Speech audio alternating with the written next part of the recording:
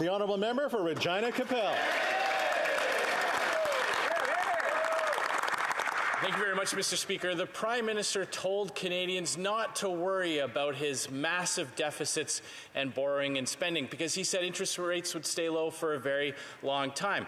Then he turned around and pumped $400 billion into Canada's banking system, causing prices to rise. Now, to fight inflation that the Liberals caused, the Bank of Canada has again jacked up interest rates. And for the average mortgage in Vancouver, that means families will have to find another $1,900 a month just to stay in their own homes. So, has the government been briefed on how many Canadians will have to turn their keys over to the bank as they struggle to pay these rising mortgage costs? Good question. The Honourable Parliamentary Secretary.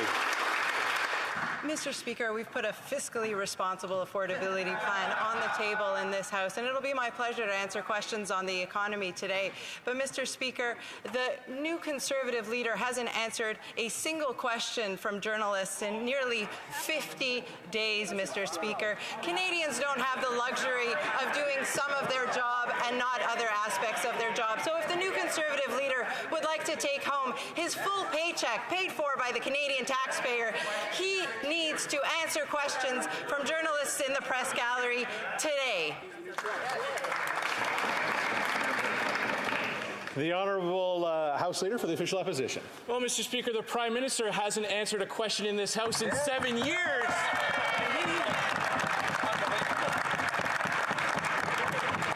And we're here answering questions on behalf of Canadians who are struggling to pay their mortgage costs just to stay in their own homes. The typical family in Hamilton who now has to renew their mortgage payments will have to come up with an extra $1,300 a month just to stay in the home that they've already been living in. The Prime Minister said that he was going to go into debt so that Canadians didn't have to. So where should families in Hamilton send the bill for their higher mortgage costs?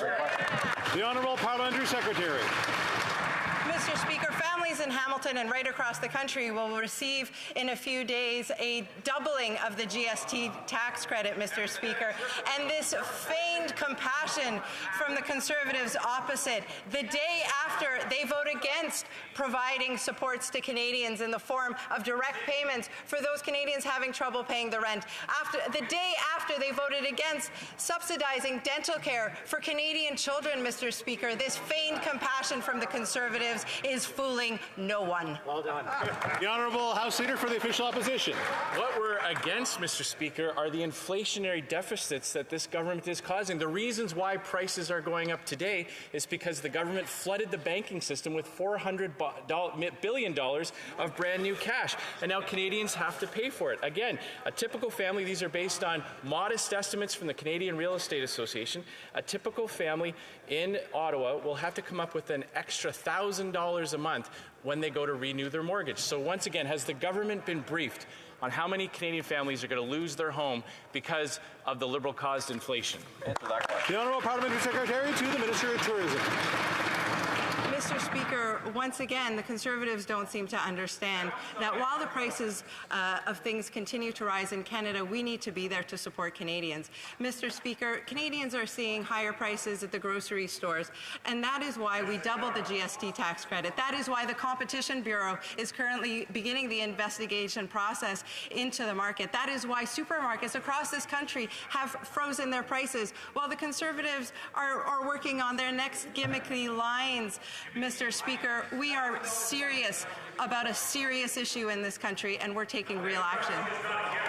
The Honourable Member for Mégantic-l'Érable.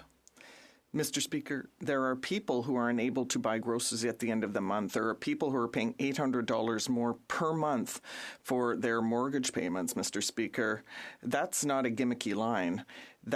It's about the livelihood of Canadians because, Mr. Speaker, this government has spent billions of dollars. It has created inflation. It has increased interest rates, which means that now every single Canadian is having trouble.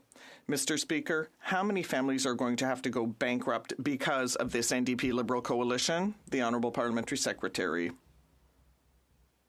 Mr. Speaker, it's been barely 12 hours since the Conservatives voted against a measure to put more money in the pockets of Canadians.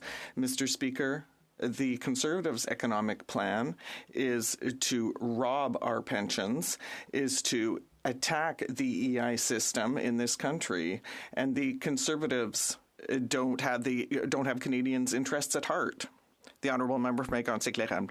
Mr. Speaker, since the beginning of the question period, the Parliamentary Secretary has not once answered the questions we have been asking her.